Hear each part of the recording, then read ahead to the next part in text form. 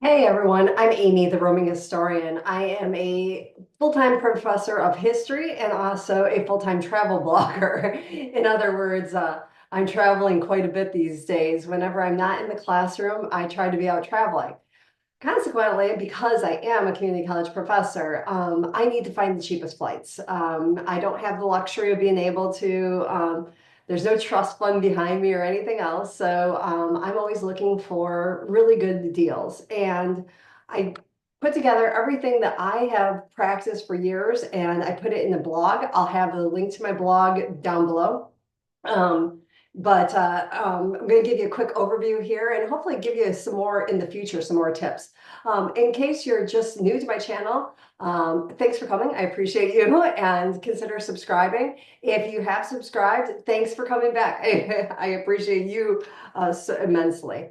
So let's go through some of my tips. One of the things that I think that is very important when we are looking at when to book flights, right? And so you know, there's a sweet spot. The sweet spot is different depending on if you're domestic, international, and then also what kind of class you're looking at. So for domestic, if you're looking at your basic domestic, probably about 1 to 3 flights now, or 1 to 3 months. Now, also considering there things like, is it going to be a spring break? For college, that's the first part of March. For high school or K-12, you're probably looking at late March, early April. So those kind of things. Thanksgiving obviously is a bigger one. Christmas. Those kind of things I say, try to, if you, we'll talk about this a little bit later about flight alerts, but if you know when you're going to be flying and you find it what looks like a good deal, book it as soon as you can. Don't wait and hope that it's going to drop because it very possibly might not drop. For international, you should probably be at least 2 to 6 months out. Though for business and first class, I have found in the past where I was able to book business that was cheaper than economy. And it was by really looking right when an airline puts their schedule first on the map. And at that point, now that doesn't always work. And post COVID, I haven't seen as many of these kind of deals. Definitely, we've seen some contraction. COVID caused great contraction in the amount of flight plans. And that's something we'll talk about in a second too, is understanding the route that you're going to take. It's important to understand the route because then you can start to do things. So when should you fly? There's no, oh, and you'll notice I ignored the whole book on a Sunday or whatever, book on a Monday, book on Tuesday. I've heard so many things. I have looked on Sundays, Mondays, and Tuesdays. It doesn't really matter. What matters is this. How many seats does a carrier have? They have seats in buckets. And when that bucket fills, and we'll talk about this in a second, then the next bucket of seats at a certain price. Now, what does matter, and this is where I always start looking, is I look on Tuesdays and Wednesdays generally for my flights, sometimes even Saturdays. And that's because these are the least likely, these are the days when flights are not going to be as full. And so therefore, you might find a break. Even if you just look at Google Flights, you'll kind of notice a pattern that these are cheaper days to fly, and they're cheaper days because there's not as many people. If you're going for a business trip, people usually want to fly out on a Sunday or a Monday. If they're trying to get away for a long weekend, they don't want to, or they're starting their vacation, somebody might take off, let's say, a full week, Monday through Friday. Then they want to fly out the Friday before. And so Saturdays might be a little bit of an off day, whereas it doesn't work the same for Sundays because business travelers need to get somewhere for Monday morning meetings, maybe. But Tuesday, Wednesday, kind of, they're in the middle there. And so you might find a better deal. Use AI. Now, I've seen some crazy, you can do this, Facebook ads and things like that. I've tried them. I know how to use AI. I teach about, the ramifications of AI and what AI is good for. And I've investigated AI pretty thoroughly at this point, from both an academic standpoint and then just as a person trying to see, are there really flight deals? There are things one can do with AI, but what one can do is get them to show you the cheapest deal. They're just going to lead you to Google Flights and tell you to do that. But what you can use AI for is learning the routes. And so one of the things that you can ask AI is ask AI, what carriers fly the route. Let's say you're going to Rome, right? You're going to fly out of Philadelphia. So you start asking it, okay, look, we're going to look for local airports, which comes with the flexibility with airports. And you're going to ask AI, okay, from Philadelphia's airport, which carriers have nonstop routes to Rome? And then you might look to EWR, New Jersey, JFK, LaGuardia, and they wouldn't have it, but go on and find ones within what you think is a reasonable time period, time span to drive to get to fly out of. So for me, I'm always out of DTW, Detroit. But that also means when I look at O'Hare because Chicago is not that far of a drive for me. I look at Toronto because Toronto is also a very quick, not that bad of a drive for me either. I look at Cleveland. And so those are in my realm of places that I might fly out of. So that's where you can use AI. You can use AI to start finding out which carriers. Once you know which carriers, now you're really digging in deep because now you can start looking for um, wonderful like tricks, like so let's say you say, oh, well, Air France actually flies from Detroit to, let's say, Rome. They have a layover in CDG, Chicago de Gaulle, or Paris, and then you can say, but they're a partner with Delta. So I could actually get a Delta flight out of Detroit. That Delta flight might cost me $11,000. I'm just being ridiculous here, but and it's only a grand with Air France. So use Google Flights, play around with AI and Google Flights. Be flexible with your dates. Start plugging in a bunch of different ones. Google Flights will show you approximate prices when you open up their calendar for other dates. So that way you can kind of see, oh, if I had left just a day earlier, maybe on a Tuesday or a day later instead of on a Monday, I might be able to find a real good deal. And then this is that bucket thing I was talking about. Search for one seat at a time. So Google Flights will let you search for as many as you need. But the way that there is, and because we're not travel agents, we can't see the buckets. But what we can do is game the system. And so there might be, let's say, we'll just use general that 1,000, right? Let's say they have 1,000 is for a premium economy flight round trip from Philadelphia to Rome. We'll keep up with with what we had said. And so they'll have, let's say, 3 seats from Philadelphia to Rome, premium economy on American Airlines. I don't know. And then you need 4 seats, let's say.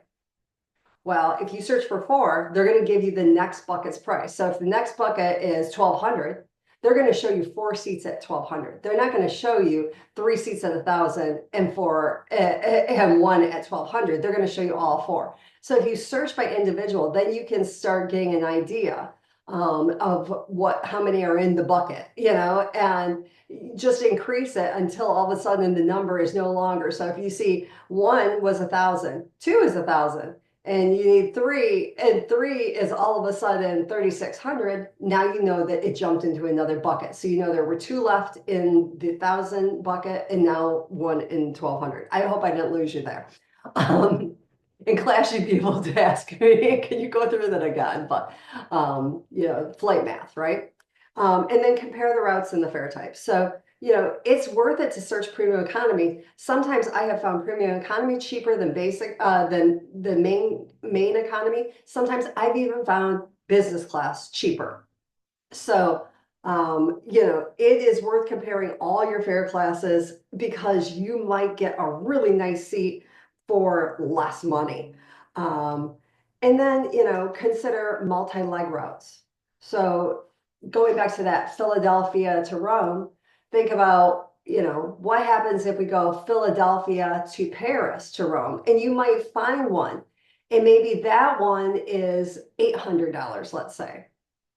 Well, then go a little bit different. So you could do a multi-city on Google Flights. It'll let you do that. But once you know the route, if you know there's a route and you know that it goes for $800, let's say, from Philadelphia to Paris to Rome, we'll then say, well, how much would it be if I go just from Philadelphia to Paris? Because once you're in the European Union, it becomes infinitely cheaper to fly.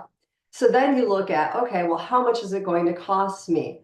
When I'm flying, like, let's say I want to go to Italy, I look at Milan, Italy, or Milan, Rome. I look at Venice. I look at Naples. I look at all different cities because it's always just a cheap train ride. I can take a 50 € train ride and get to the next place if I can save hundreds of dollars. So, look at that and think about that because you might find it is not uncommon to find flights for around $100 inside the European Union. So maybe you can find, let's say, a flight to Portugal on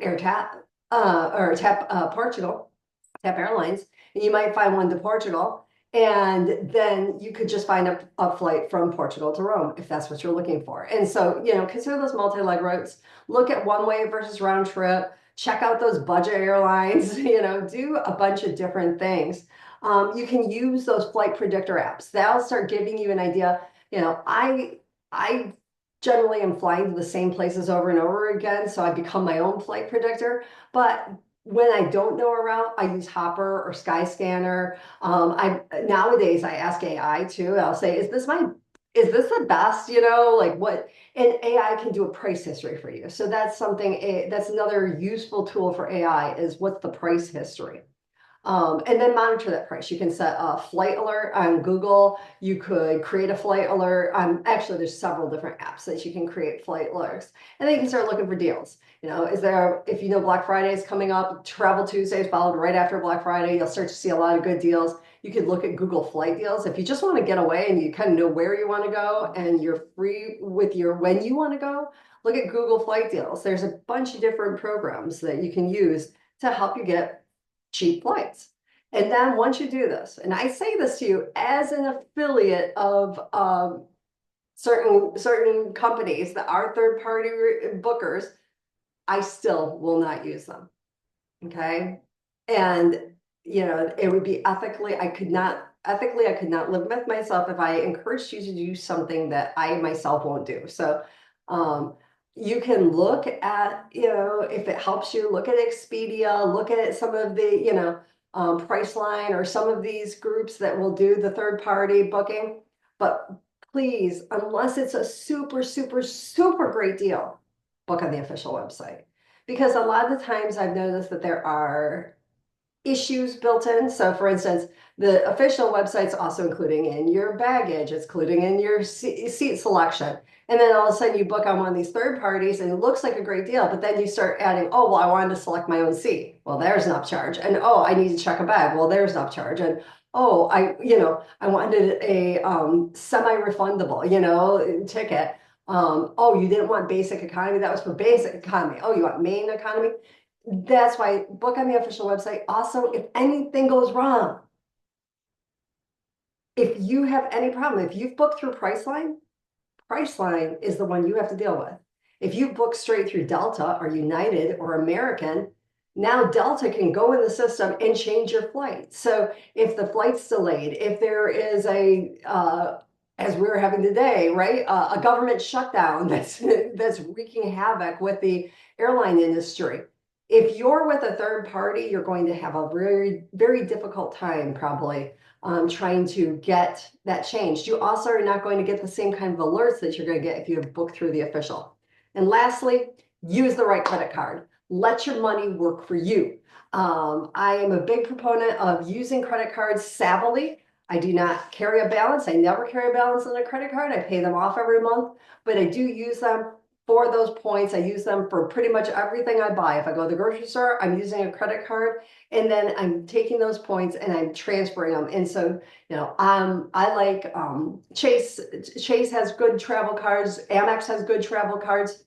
I find Chase, like Visas and MasterCards are more readily accepted around the world, especially in Italy where I tend to go a lot, than Amex. Amex is kind of limited. So, but you can, if you get a good travel credit card, whichever one you choose, and I'm certainly not an expert on that, but there are some who are, and but I like the ones I use, and I love that I can just transfer the points I've earned on my card, transfer them straight to a travel partner. I can travel straight to a hotel or straight to an airline, and that helps me really offset the cost. So, sometimes I might not find the cheapest flights, but I might also be able to offset some of those flights if I have to, with points. And so that's all I have to share with you today. I hope this is helpful. I'm going to dig more. I'll do some others where, at least one more, where I really show you how to use AI and how to use Google Flights. But ciao for now. If you have any tips, please put them in the comments below. And happy travels.